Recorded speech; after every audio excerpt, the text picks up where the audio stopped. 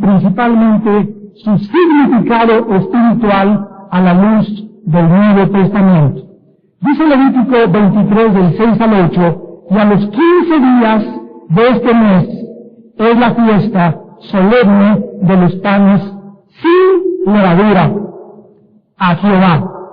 7 días comeréis panes sin levadura. El primer día tendréis santa convocación, y ningún trabajo de siervos haréis. Y ofreceréis a Jehová 7 días ofrenda encendida. Esta ofrenda encendida, que significa ofrenda quemada, recuerden ustedes que es el holocausto. Todo esto ya lo estudiamos. El 7º día será santa convocación, y ningún trabajo de siervo haréis. La segunda fiesta de los judíos se llamó, después de la Pascua, los panes sin levadura. Y este fue el nombre común realmente para la Pascua, tal vez porque la duración de esta fiesta era de 7 días. Al llegar el festival de la Pascua, la cabeza de toda familia en las tribus de Israel deberían limpiar su casa de levadura, sacar la levadura de su casa, y durante 7 días nadie la podía comer. Dice el libro de Éxodo, capítulo 12, versículo 15 en adelante. 7 días comerán panes sin levadura, y así el primer día harán que no haya levadura en sus casas, porque cualquiera que comiere levadura o leudado desde el primer día hasta el 7º será cortado de Israel. Todo hogar, pues, debía comer durante 7 días panes sin levadura, y cualquiera que lo comiera era cortado, era sacado de la comunión del pueblo de Dios. Esta ordenanza era guardada una vez al año, o sea, una semana al año deberían de observar esta fiesta. Y parece que el significado espiritual no fue comprendido por la nación de Israel. ¿Saben ustedes que la levadura es algo que se coloca dentro de la masa?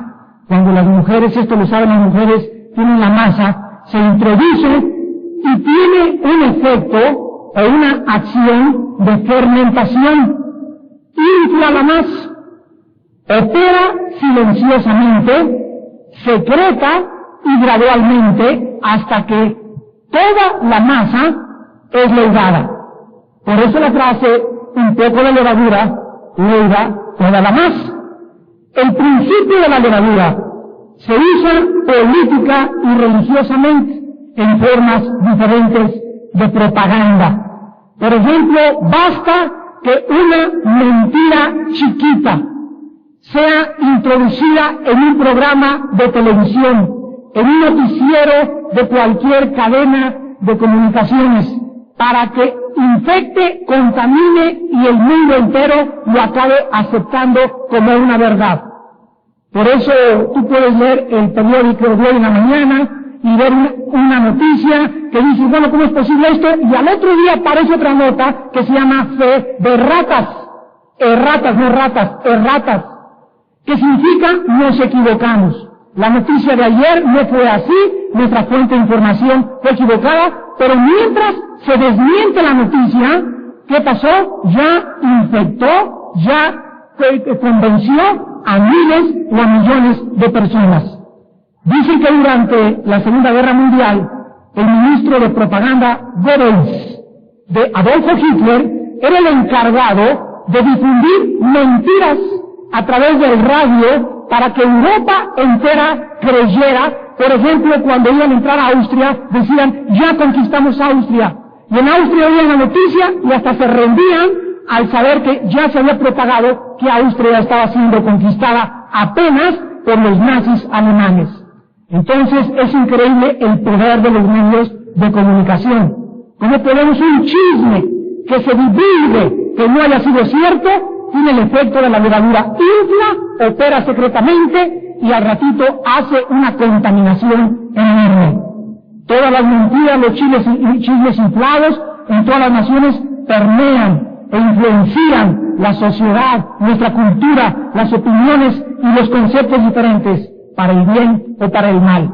Hace 100 años aproximadamente un hombre llamado Carlos Darwin postuló en la mesa científica la posibilidad de que pudiéramos nosotros provenir de una evolución, de una selección natural.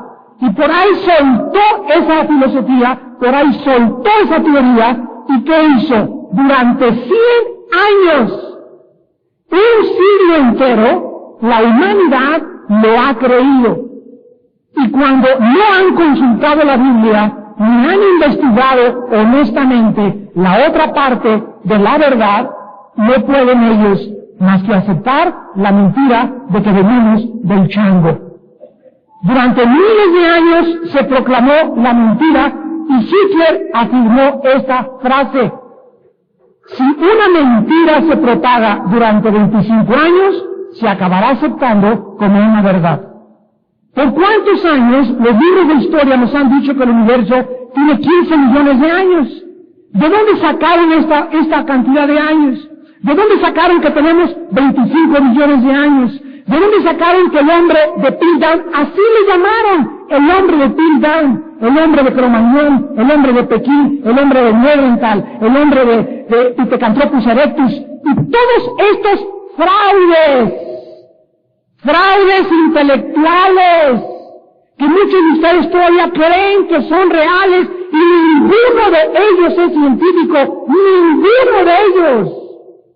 Ninguno de ellos ha sido demostrado veraz, solamente fueron especulaciones, hipótesis que se divulgaron cuando comenzaron en 1915 a propagarlo de Neandertal, hasta 10 años después en Inglaterra. En 1925 permitieron que se examinaran esos huesos que durante 10 años se enseñó en el Museo Nacional de Historia de Londres que era un hecho científico.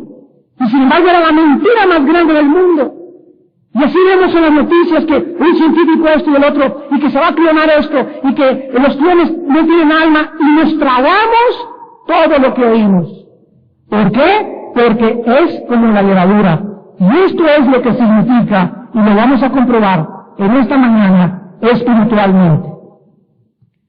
Casi sin excepciones, la levadura es usada en la Biblia para representar la maldad, para representar el pecado, ya sea en la doctrina o en la práctica. El uso de la levadura en el Antiguo Testamento es evidentemente simbólico de lo que debe uno alejarse o de quitar de su vida. Sin embargo, el Nuevo Testamento nos interpreta claramente el simbolismo y nos damos cuenta que la levadura literal y física del Antiguo Testamento nos estaba señalando a la levadura del Espíritu en el Nuevo Testamento, la levadura espiritual. Veamos, por ejemplo, rápidamente en Mateo 13, versículo 33, de qué forma Cristo usa el término levadura.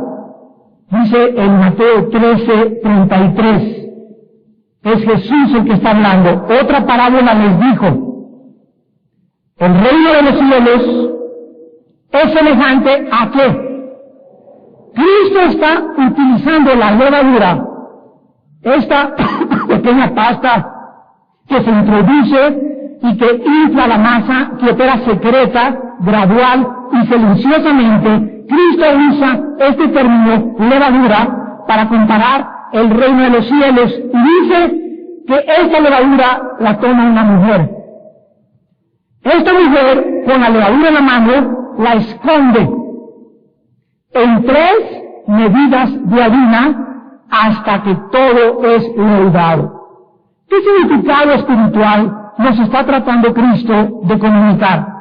Bueno, si ya sabemos que la levadura representa la maldad, y sabemos que 3 medidas de harina en Génesis 18 representan la comunión entre los hermanos. Cuando los ángeles vinieron a visitar a Abraham, él les cocinó 3 medidas de harina. Y cuando se usan 3 medidas de harina, implica comunión y amor entre hermanos. Esta mujer es la mujer ramera. Esta mujer es la mujer falsa. En la Biblia solo hay 2 mujeres. La esposa de Cristo, la iglesia fiel, y la ramera, la prostituta, la infiel, la mundana, la hipócrita, la que se dice de la boca para afuera que es novia de Cristo, sin embargo es infiel a su Señor porque se prostituye con los ídolos. ¿Qué nos está diciendo Cristo? Que se va a introducir dentro del compañerismo cristiano y dentro de las iglesias levadura hasta que la iglesia va a ser leudada. Lo comprobamos en Mateo 24 cuando dijo Cristo, el amor de muchos por la maldad se enfriará. Cristo dijo en días cuando el Hijo entregará al Padre, el Padre al Hijo, y los enemigos del hombre serán los de su propia casa. Entonces vemos con esta parábola de qué forma se va a apostatar la iglesia. La iglesia se va a alejar de la verdad. Espíritus engañadores engañarán aún a los escogidos. 5 veces Cristo dice en Mateo 24, cuídense de que no sean engañados. Toda esta campaña de propaganda contra Israel, toda esta campaña que son los judíos los culpables, toda esta campaña de que son ellos los criminales, ahora ya se voltearon las cosas. Ahora Arafat es un héroe, Bin Laden es un héroe, Bush es un dictador, Bush es un monstruo, Bush es un terrorista, y los malos son buenos y los buenos son malos. Y ustedes se siguen tragando todo lo que oyen, sin tener un concepto y un juicio basado en la palabra de Dios. Entonces, cuando nosotros no conocemos la verdad, la levadura que opera silenciosa, secreta y gradualmente puede comenzar a leudar tu vida si en esta mañana no te libras tú también de ella. Veamos que en la Biblia existen en el Nuevo Testamento 5 referencias a la levadura. 5 referencias a la levadura simbolizando el pecado, la debilidad humana, las falsas doctrinas, la hipocresía y las prácticas corruptas. Veamos el primero en Marcos 8, versículo 15. Una vez que analicemos estos 5 pasajes donde se usa la levadura en el Nuevo Testamento, podremos entender la fiesta de los panes sin levadura en el Antiguo Testamento. Dice en Marcos 8:15, y él les mandó diciendo, mirad, guardaos de la levadura de los fariseos y de la levadura de Herodes. La primera referencia de Cristo es a la levadura de Herodes. Herodes fue un rey sensual, pecador, hipócrita, y le encantaba ir a los desayunos, le encantaba ir a los estadios, le encantaba venir a los estudios de la palabra porque le gustaba oír principalmente a Juan el Bautista. Cuando decían que Juan predicaba, compraba boletos para ir a oír a Juan el Bautista. No se perdía un mensaje de Juan el Bautista. Sin embargo, Herodes fue un hombre que a pesar de que le gustaba oír la palabra y se deleitaba en la palabra de Dios y era conmovido por la palabra de Dios, fue un hombre que nunca se arrepintió. Era un hombre astuto como un zorro, sensual, inmoral, orgulloso y una persona centrada en sí misma.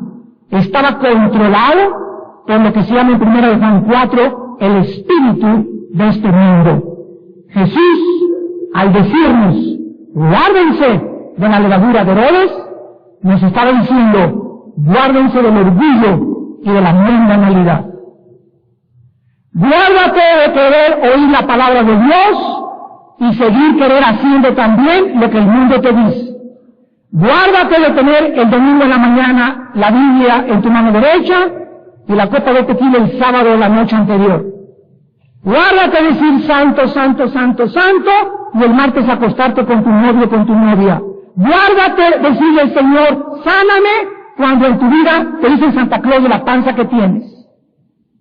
Cuídate de querer negociar con Dios y decirle, sí Señor, te amo, te quiero servir, chulo, precioso, encantador, pero también quiero seguir comiendo, también quiero seguir mintiendo, también quiero seguir mintiéndome. No se puede servir a dos amos, porque con uno quedamos mal.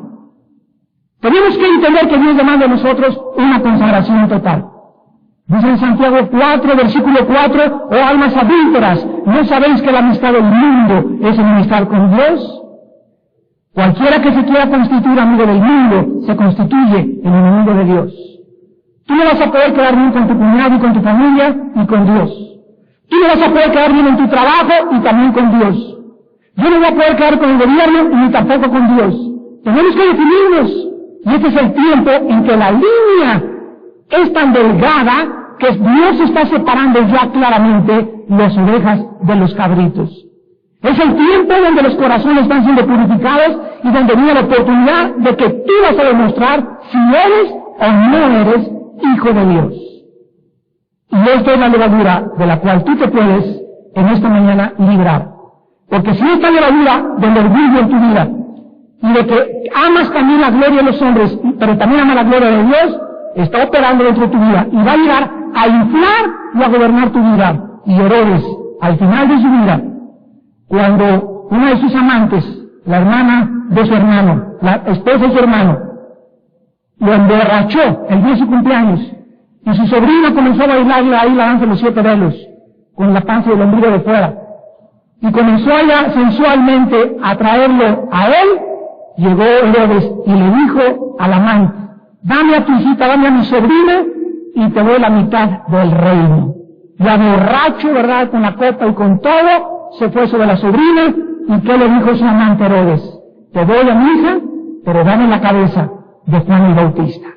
Y Herodes finalmente traicionó a Juan, que lo había considerado su amigo, y aquel a quien le gustaba oír, por la sensualidad, por el pecado, porque la levadura había ya infectado su vida, y la pornografía estaba tan grande ya en su mente, que acabó violando a su propia sobrina. ¿Y cuántos de ustedes, por no tener control sobre sus pasiones, la levadura de la sensualidad y del mundo ha afectado tu vida, que cuántos han violado a sus propias hijas? Ustedes no pueden creer cuántos reportes tenemos los pastores de hombres que van borrachos a sus casas y vienen las esposas y nos dicen, mi esposo anoche borracho trató de violar a mi propia hija.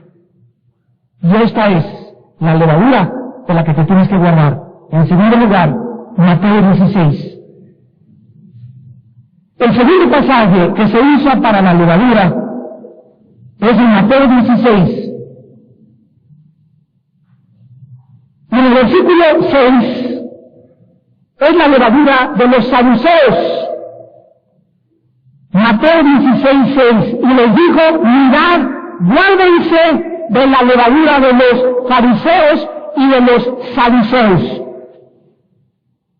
No había duda que Cristo se estaba refiriendo a la levadura como una doctrina falsa. La segunda ocasión que la levadura se usa en el Nuevo Testamento es para definir las doctrinas falsas. Cuídense de las doctrinas falsas. Los saduceos no creían en lo sobrenatural, ni en el Espíritu, ni en los ángeles, ni tampoco en la resurrección. Dice Marcos 12, versículo 18. Entonces vinieron a él los saduceos, que dicen que no hay resurrección, y le preguntaron, etcétera, etcétera. En el libro de los Hechos, capítulo 23, del 6 al 8, entonces Pablo, notando que una parte era de saduceos y otra de fariseos, alzó la voz en el concilio: varones hermanos, yo soy fariseo, hijo de fariseo, acerca de la esperanza y de la resurrección de los muertos se me juzga. Cuando dijo esto, produjo disensión entre quienes, entre los fariseos y los saduceos, y la asamblea se dividió. Porque los saduceos dicen que no hay resurrección, ni ángel, ni espíritu, pero los fariseos afirmaban estas cosas. Cristo nos pone en guardia en esta noche y dice, saca de tu casa toda la levadura que tengas de libros de Chayamichán, Maharaji Kachi, el Dalai Lama, astrología, fuera, dianética, fuera de mi casa, todas las doctrinas, revistas que pueda haber en tu casa de doctrinas que no se conforman a la palabra, porque cualquiera de tus hijos, tu muchacha, tu misma esposita, por accidente llegan y comienzan a leer, etcétera, etcétera, y entran esas doctrinas y operan silenciosa, gradual y secretamente en el corazón hasta que infecta a tu hijo, infecta a tu muchacha, infecta a las personas de tu casa, saca de tu casa las falsas doctrinas. No tengas estos libros de la nueva era, etcétera, etcétera, a menos de que sean libros cristianos que analicen a través del filtro de la Biblia esas doctrinas. Ahorita, por ejemplo, en mi casa, ahora que la semana pasada regresamos de Dallas, me traje como 7 libros del Islam.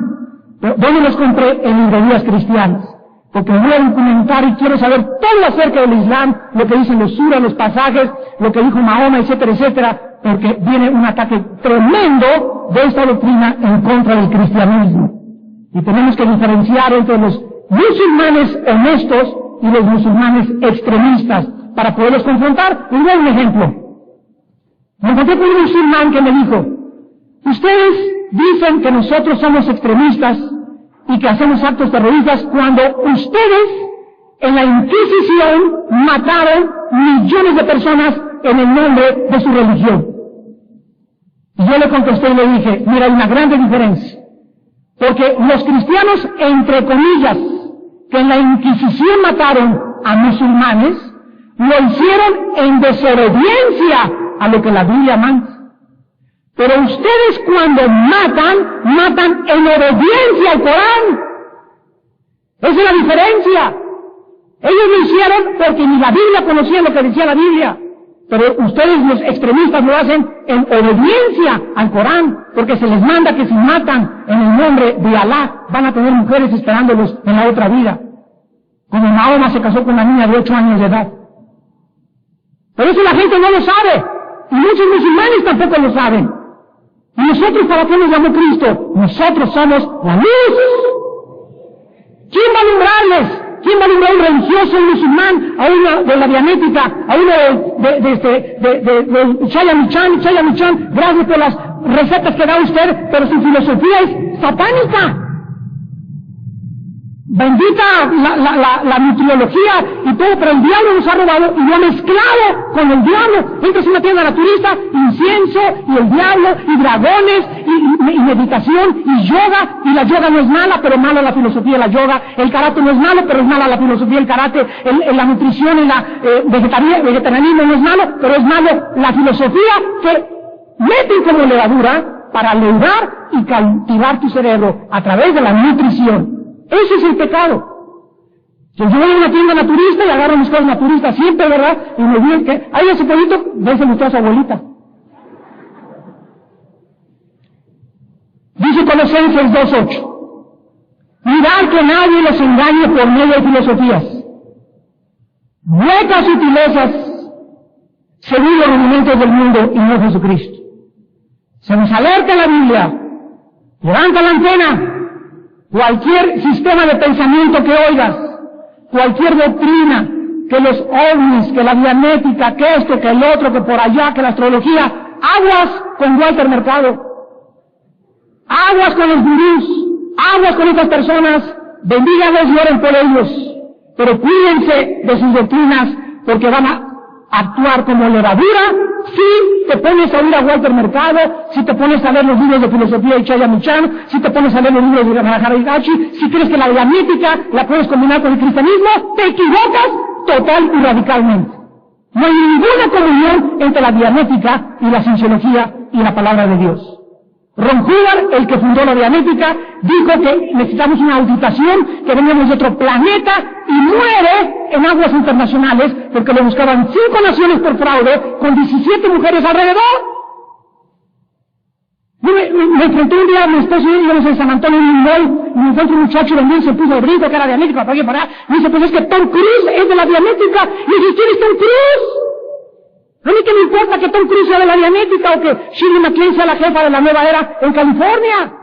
Ahorita se hace, porque es héroe de la televisión, porque tiene cara de bonita, ya lo hace un héroe y lo que él diga es la ley ya. Imagínense nada más a dónde el mundo ha llegado.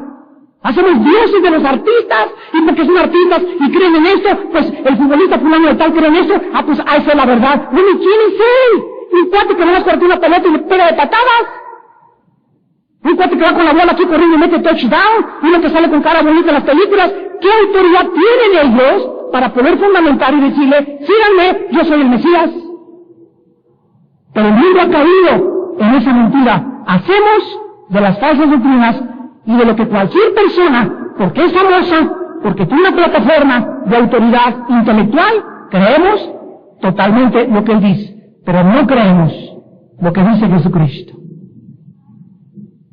En la primera carta de Timoteo, capítulo 6, el apóstol escribió, 1 Timoteo 6, versículo 3, si alguno enseña otra cosa y no se conforma a las sanas palabras de nuestro Señor Jesucristo y a la doctrina que es conforme a la piedad, está envanecido.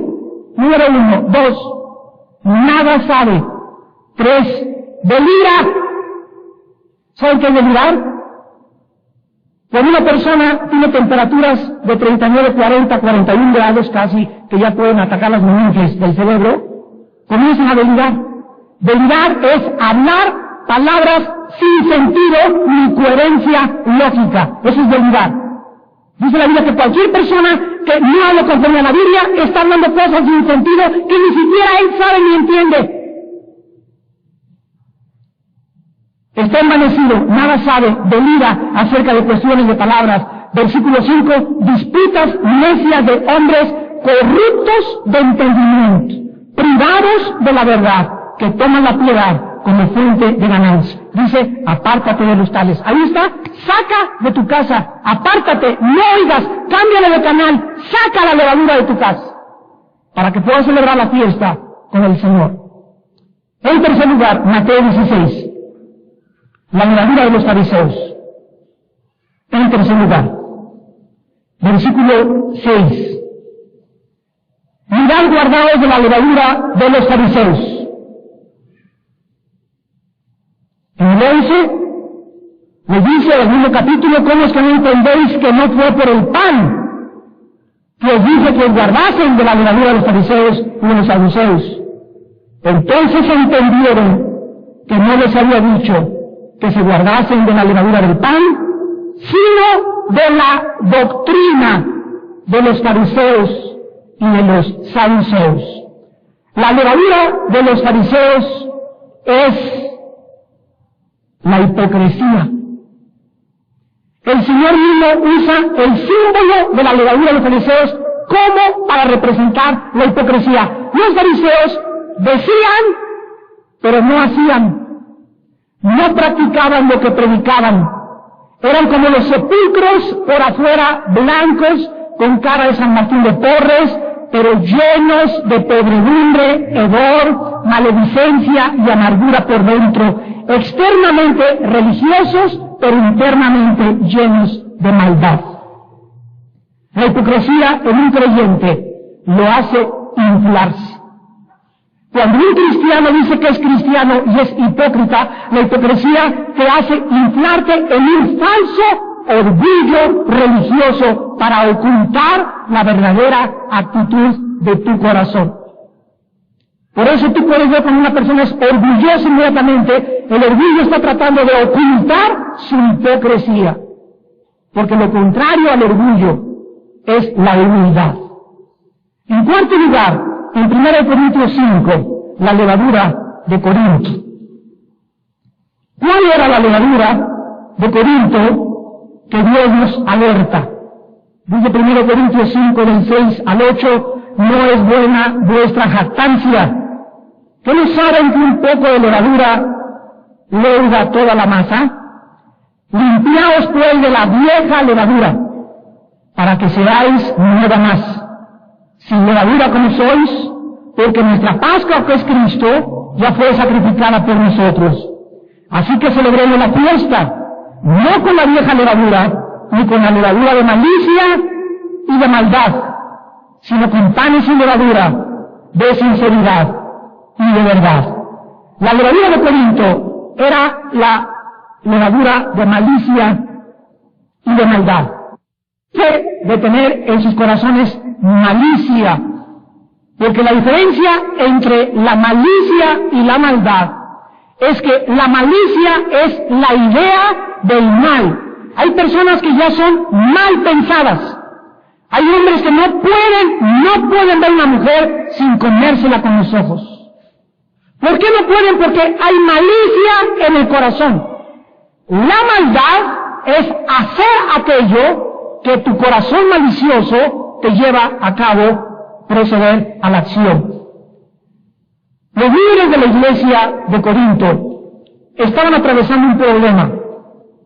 Una persona aparentemente influyente en la iglesia, tal vez era político, tal vez tenía mucho dinero, se había metido con una señora que estaba casada.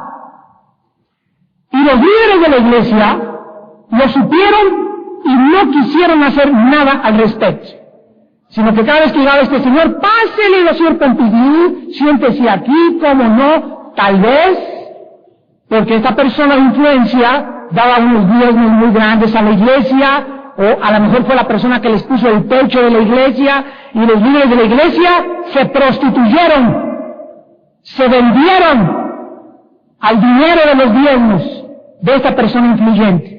Y en lugar de haber actuado con él, y no importa que usted nos haya dado $1,000,000 a la iglesia, no importa, nuestro deber espiritual como líderes es reprenderlo y a ayudarlo a que vea este pecado, y si no, vino a disciplina. En lugar de eso, los líderes se enorgullecieron y se jactaron, y Pablo se puso furioso y les dijo, ¿no debiste haberles más bien lamentado? ¿Cómo es posible que puedan ustedes soportar el pecado abiertamente, así en el lugar del Señor? Comenzaron a enorgullecerse porque se sentían privilegiados de que el señor Pompidou viniera a la iglesia fulana de tal. Todas las iglesias deben purgar el pecado, de otra manera contaminarán a todos los miembros.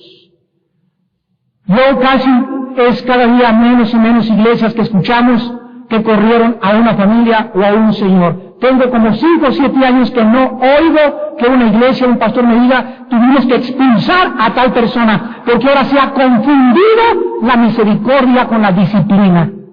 Y les voy a enseñar cómo funciona esto para que no salgan confundidos.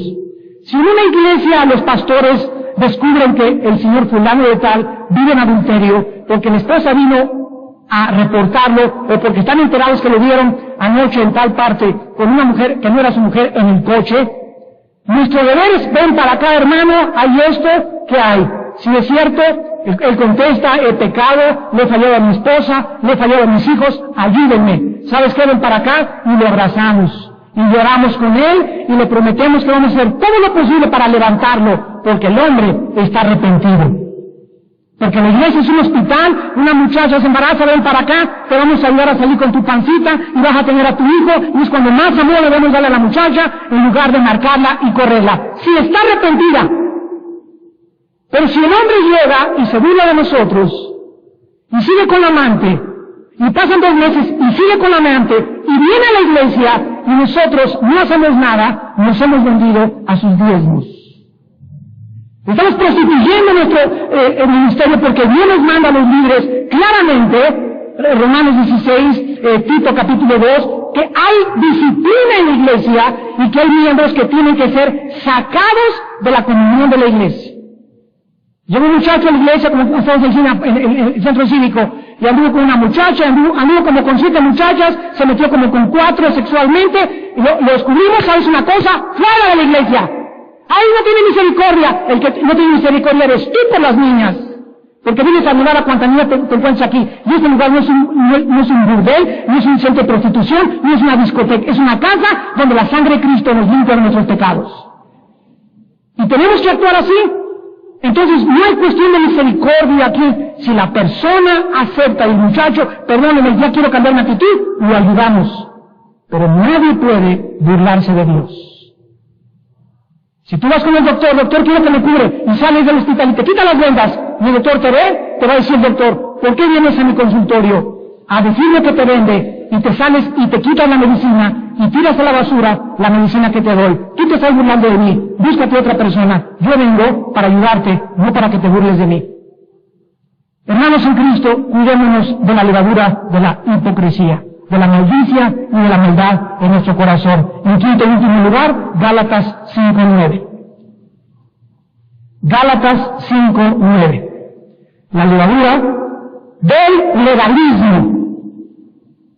Gálatas 5:9. Un poco de levadura leuda toda la masa. El legalismo, apúntalo, es la mezcla de la ley con la gracia. Tener a Moisés en la mano izquierda y tener a Cristo en la mano derecha. Es una confusión entre el antiguo y el nuevo pacto. Es una mezcla de las obras de la ley con la fe en Cristo. Estos cristianos de la iglesia de Galacia iban muy bien, pero llegaron maestros, predicadores, y es el problema de oír a tantos predicadores, cuando no tienes discernimiento. Le crees a uno lo que dijo, le crees al otro, y al ratito estás confundidísimo, porque no tienes un fundamento teológico espiritual. Yo le doy gracias a Dios a todos los que vienen el sábado al diplomado. Gracias de veras por sus vidas, porque son de los pocos el remanente de Dios que con el conocimiento de la palabra van a poder enfrentarse al mundo que el mundo nos está actualmente poniendo en nuestros ojos. Estos cristianos comenzaron a creer que necesitaban no solamente tener fe en Cristo, sino que también necesitaban circuncidarse. El hermano Rafael Holland, que vino aquí de Dallas, con el cual tuvimos dimensiones proféticas, él y Juana, su esposa, pertenecían a una denominación, que me reservo el nombre, donde les decían que necesitaban ser salvos y bautizarse. Donde les decían que las mujeres no podían pintarse absolutamente nada, ni cortarse el pelo sin arreglárselo en un chongo. Y muchos hombres ni la barba se podían cortar. Uno de los talibanes. Un legalismo, unas cargas, los hombres se sentaban en un lado, las mujeres en otro, las mujeres tenían que vestirse con la falda hasta los tobillos.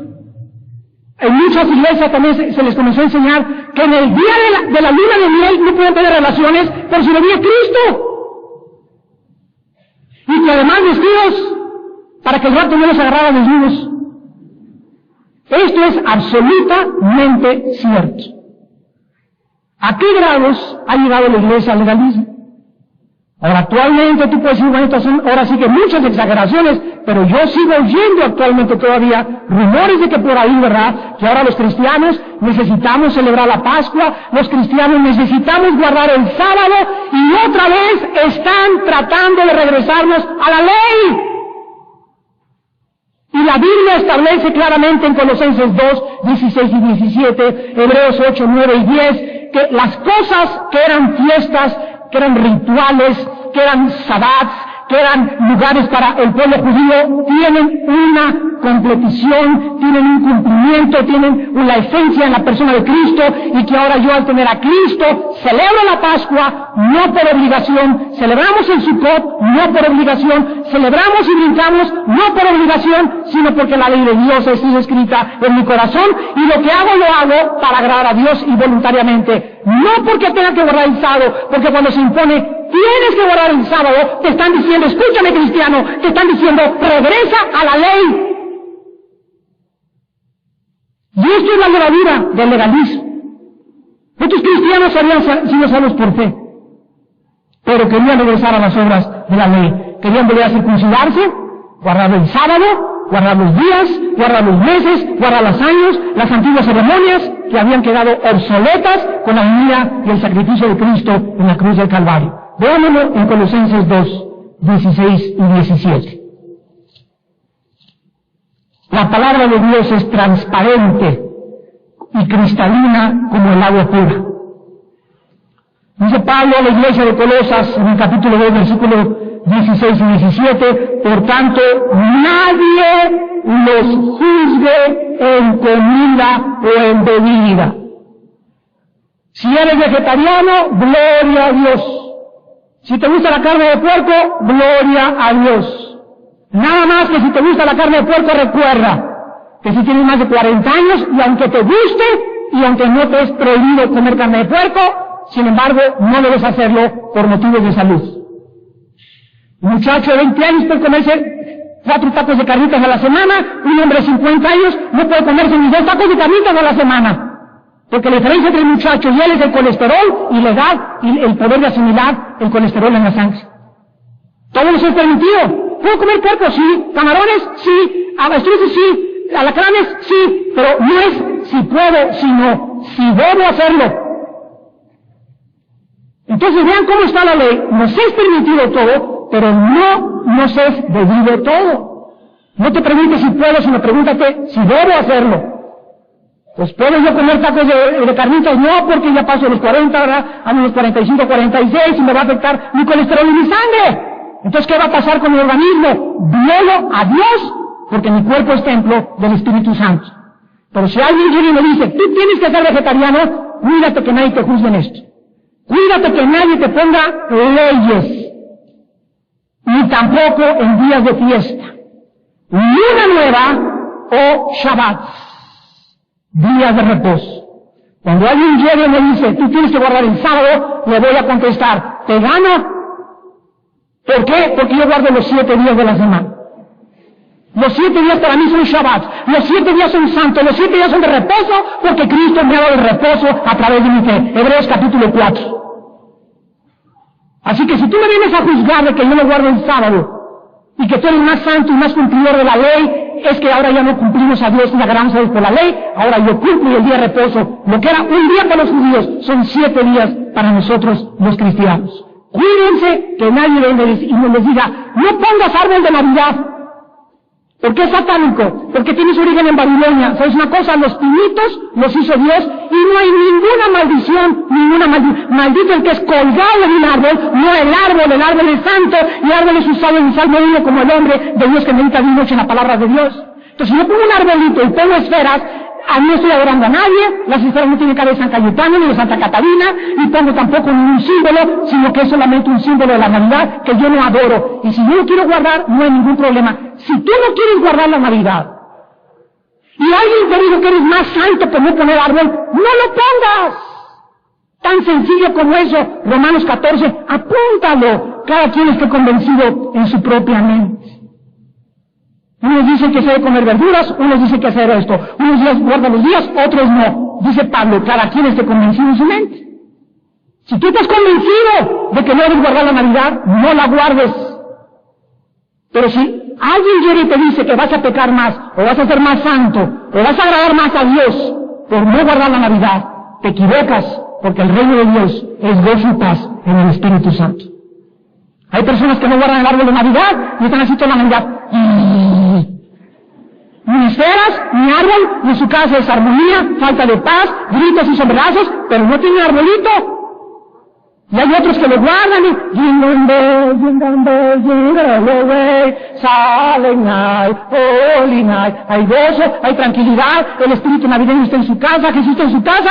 ¿Quién cree que agrada a Dios? Hombres ciegos, entendamos la levadura del legalismo. Finalmente, dice la palabra de Dios que así puede ser el significado de la levadura, es la consagración y la separación hacia el Señor. ¿Por qué tengo que sacar de mi casa las falsas doctrinas? ¿Por qué no tengo que caer en el legalismo, fuera legalismo en mi vida, fuera de mi casa, fuera la pornografía de mi casa, fuera todo aquello que me contamina, fuera de la mundanalidad. ¿Por qué tengo que tener todas esas cosas y sacarlas fuera? Porque si no las saco fuera, no puedo celebrar la fiesta de los panes sin levadura. Porque para celebrar con el Señor necesito estar limpio con la sangre de Jesucristo. Si yo no saco esas cosas de mi vida, no me puedo consagrar a Dios.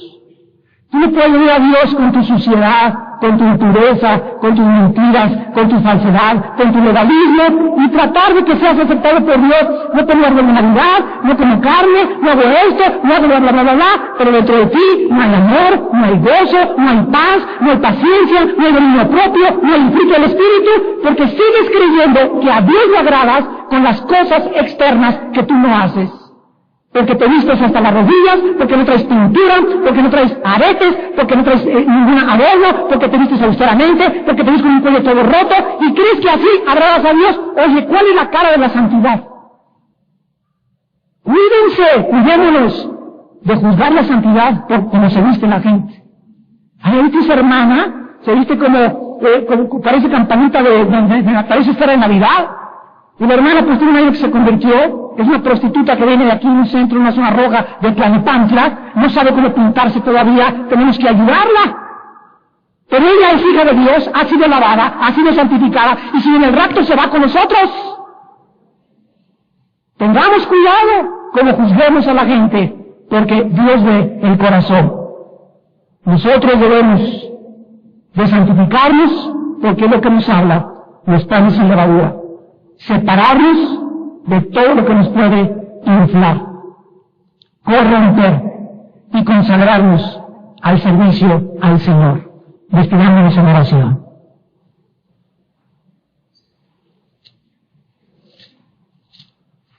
Bendito Padre, te damos gracias por cada una de las fiestas que le diste a Israel para esconder verdades espirituales discernidas mediante el Espíritu Santo bajo el nuevo pacto en que nosotros vivimos. Nos da tristeza que tu pueblo Israel no discernió el significado espiritual de la mayoría de estas fiestas por la dureza de su corazón. Ahora tú les revelas. ¿Qué querías decirles? ¿Qué querías enseñarles? ¿Qué querías ilustrarles? Mucho de tu pueblo actualmente, Señor, necesita también alumbrar su entendimiento. Porque mucho de tu pueblo sigue siendo llevado por falsas doctrinas. Siguen siendo arrastrados por malicia y maldad. Siguen siendo arrastrados por el orgullo y la mundanalidad, el legalismo y la hipocresía. Y tú quieres lavarnos. Y esta mañana queremos celebrar los panes sin levadura. Saca de tu vida, santo y santa de Dios. Saquemos de nuestra vida lo que hemos oído. Saca de tu vida totalmente lo que contamina con el orgullo y la mundanalidad. Saca de tu casa los libros, las revistas y doctrinas falsas que están corrompiendo tu espíritu y el de tu familia. Ama con un amor sincero a tus hermanos y no seas hipócrita. A nadie le des una cara que no tienes. A nadie le sonrías si tu sonrisa no es del corazón. Seamos transparentes unos con otros. No limitamos unos a otros, sino amémonos con ósculo sagrado. Saquemos de nuestro corazón toda malicia y toda maldad, las intenciones de sensualidad, del amor al dinero, del poder, de la venganza, del orgullo, de la amargura. Sácala en esta mañana. Límpiate para que puedas celebrar con Dios. Y y saquemos de nuestra vida el legalismo, de nuestra iglesia también. Oh Dios, no permitas nunca que esta iglesia, el espíritu del legalismo, entre a nosotros. Líbranos de ello, Señor. Queremos vivir por fe nada más, agradándote por la fe, porque sin fe, aunque hagamos cosas externas o dejemos de hacerlas, no agradamos a Dios, porque es la fe, la confianza en lo que Dios ha dicho, que agrada nuestro corazón a Dios. Siga viendo nuestro corazón, Señor, y las obras que brotan del corazón que tú nos has dado.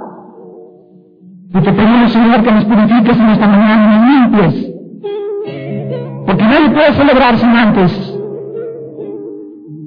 haber sacado la levadura de la maldad en su vida y de su corazón. En el nombre de Jesús. Amén.